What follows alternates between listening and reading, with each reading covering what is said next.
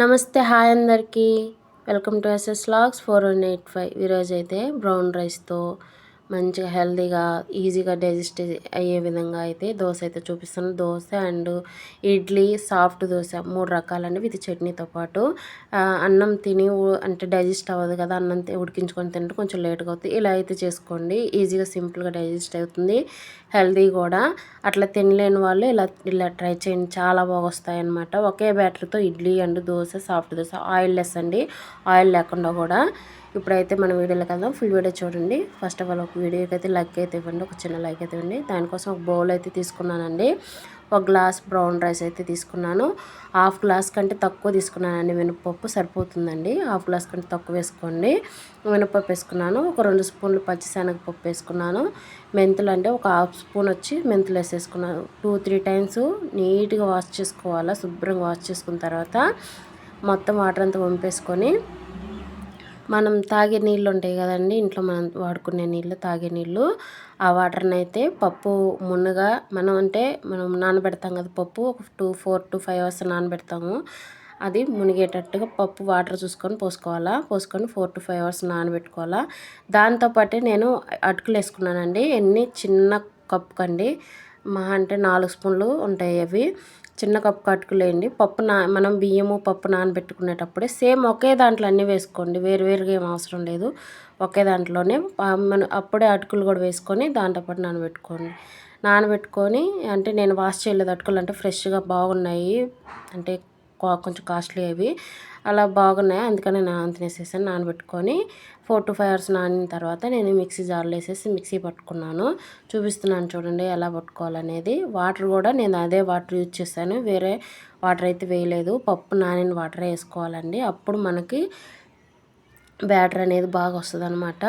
మనం ఏ నీళ్ళతో అయితే నానబెడతామో అదే నీళ్ళు వాడాలి, అప్పుడు బ్యాటర్ బాగా వస్తుంది. చూపించాను కదండి పప్పుని ఎలా రుబ్బుకోవాలో. కొంచెం కన్సిస్టెన్సీ చూసుకోండి, ఎక్కువ లూజ్గా ఉండకూడదు, ఎక్కువ థిక్గా ఉండకూడదు అని చూపిస్తున్నాను చూడండి.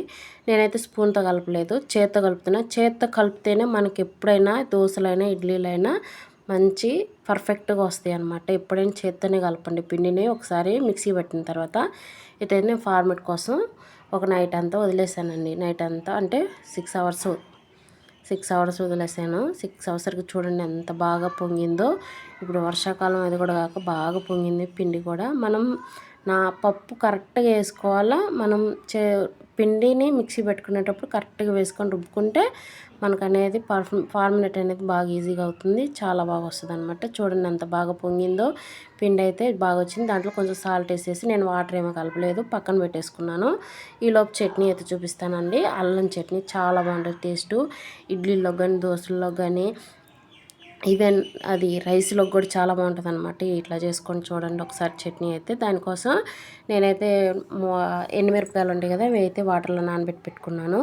దానికోసం అల్లం తీసుకున్నాను, కడాయి తీసుకొని దాంట్లో జీరా, పచ్చిశనగపప్పు వేసుకున్నాను. వేసుకున్న తర్వాత ఈ అల్లం ముక్కలు కట్ చేసుకున్న చిన్న అల్లం, 1 ఇంచు అల్లం ముక్క వేసానండి, 4-5 రెబ్బలు వెల్లుల్లి రెబ్బలు అయితే వేసాను, 2 టమాటాలు వేసుకున్నాను, ఈ చింతపండు వేసుకున్నానండి. చింతపండు ఇవన్నీ బాగా వేయించుకోవాలన్నమాట, బాగా మగ్గనివ్వాలి. మగ్గిన తర్వాత ఇప్పుడు అవి అంటే స్టవ్ ఆఫ్ చేసి పక్కన పెట్టేస్తాను అనమాట. అవి కొంచెం కూల్ అయిన తర్వాత చట్నీ పట్టుకుంది. ఈలోపు నేనైతే ఇడ్లీ చూపిస్తున్నాను అంటే ఇడ్లీలు అయితే చాలా బాగా వస్తాయి. అదే బ్యాటర్ అండి, నేను వేరే బ్యాటర్ అయితే చూపించలేదు. సేమ్ బ్యాటర్లో ఇడ్లీ వేసి ఒక్క ప్లేట్ వేసానండి. నేను ఒక్కదాన్ని తినలేను, పిల్లలందరూ స్కూల్కి వెళ్ళారు కాబట్టి. చట్నీ కోసం నేను ఫ్రై చేసుకున్నవి నానబెట్టుకున్న మిరపకాయలు వేసేసి చట్నీ పట్టేసానండి. సాల్ట్ అయితే మర్చిపోయానండి, మళ్ళీ సాల్ట్ వేసేసుకున్నాను. చట్నీ అయితే రెడీ అయిపోయిందండి. మీకు కావాలంటే పోపు పెట్టుకోవచ్చు, నేనైతే పోపు పెట్టట్లేదండి. చాలా బాగుంటుంది పోపు పెట్టకపోయినా, టేస్ట్ అయితే అదిరిపోతుంది అనమాట. నెక్స్ట్ వచ్చేసి ఇప్పుడు నేనైతే దోశ చూపిస్తున్నాను. పెనం అయితే వేడి ఎక్కువ ఉండకూడదండి, లో ఫ్లేమ్లో పెట్టుకొని దోశ అయితే పోసుకోవాలా.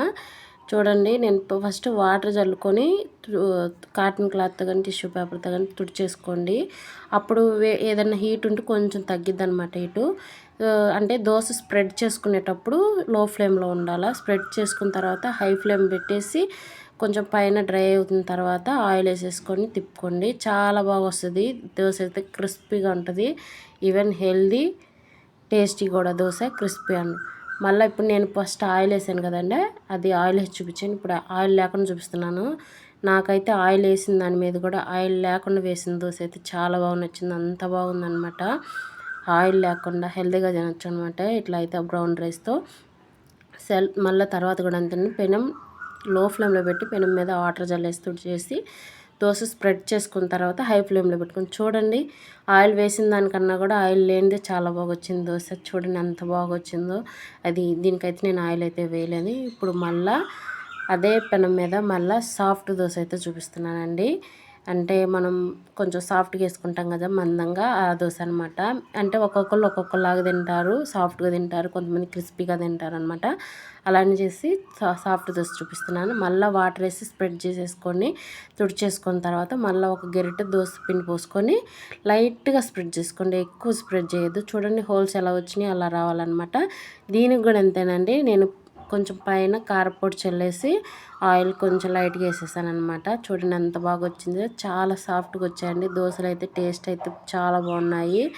నెక్స్ట్ వచ్చేసి ఇప్పుడు నేను మళ్ళీ ఇంకొకటి ఆయిల్ లేకుండా అయితే చూపిస్తుంది. దీనికి అయితే ఆయిల్ లేదండి. చూడండి ఎంత బాగా వచ్చిందో దోశ అయితే.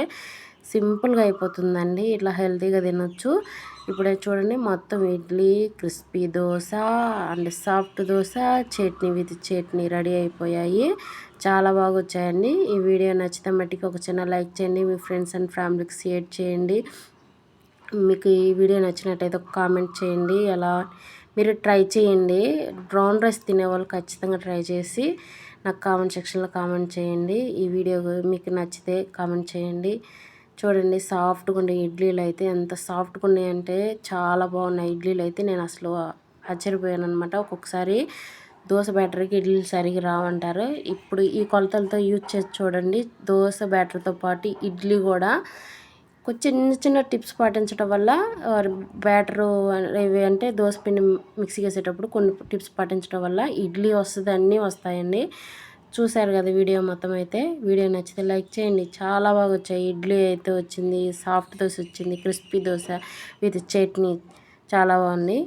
నచ్చితే లైక్ చేయండి, కామెంట్ చేయండి. మరిన్ని వీడియోస్ కోసం మన ఛానల్ అయితే సబ్స్క్రైబ్ చేసుకోండి.